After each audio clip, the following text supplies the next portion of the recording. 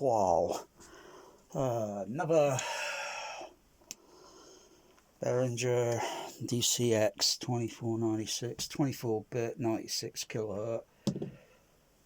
It's only good for cat's hearing range, you know, if you know what I mean. I had this delivered a few days ago, but not been bothered to come in here for a couple of days now. It's more or less the same thing. Yeah, same plug. Just checking. Sometimes it might come from Europe and you get a different plug pin. Oh, these are good, I think. I mean, you could use these for, I don't know, you think about it. Spray paint it, different colour, yeah. Use it for some sort of acoustical thing to stick on your ceiling, you know. Yeah, wow. Yeah. So every time you buy something, you get a little extra free. This is recycled bits of what's it in it, and yeah. Anyway, box is going in the dustbin. So, but then again, maybe the DCX should go in the dustbin. I don't know why I'm opening the manual. Oh, I like the little what's it, you know. I've already got one of those stuck on the bloody wall out there, you know, Behringer, JBL, THX, blah blah blah. I've already got another plug. Well, I've got lots of these now. They're pretty usually standard when coming with most pro or most audio equipment. That's 3-pin.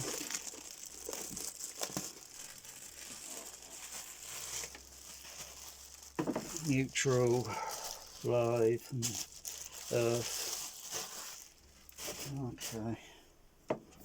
Okay, more or less the same. Of course, it's just like the other one I got. It's without the card slot port.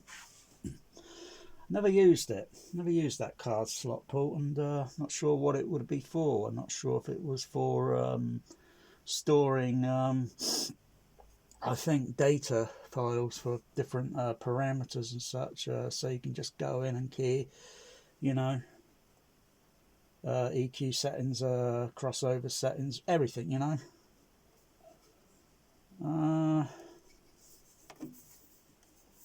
There's nothing else different about this, is there? No, more or less the same. I've got some of that, what do you call it? Flux for the circuit board for the other. Because I'm going to have to get that other DCX up and running, because bloody disconnected channel C, which was supposedly to be something simple like an R7 resistor, but apparently I think it's just a little bit more than that, because you got to I think basically you got to sort of bypass, not just remove the resistor. I think you've got to bypass it, the preamp, which is generally injecting signal noise always into channel C output. So you just got to bypass it. Probably better to have like a little toggle switch on there, because yeah, I don't know.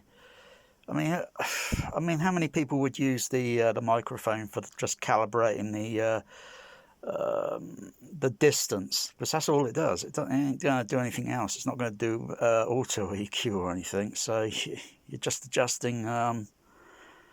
You know, even though the other what do you call it? The DBX? No, not DBX.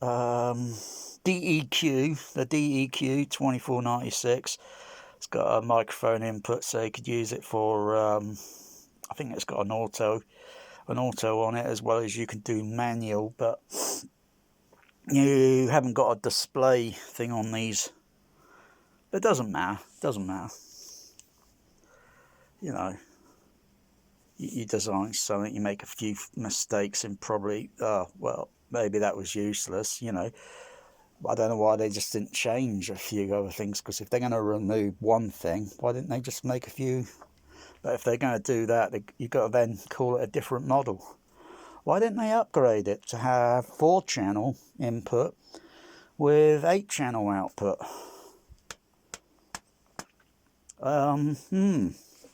Because this model, you know, it's been around for quite a while now, but it's still popular. It's still popular.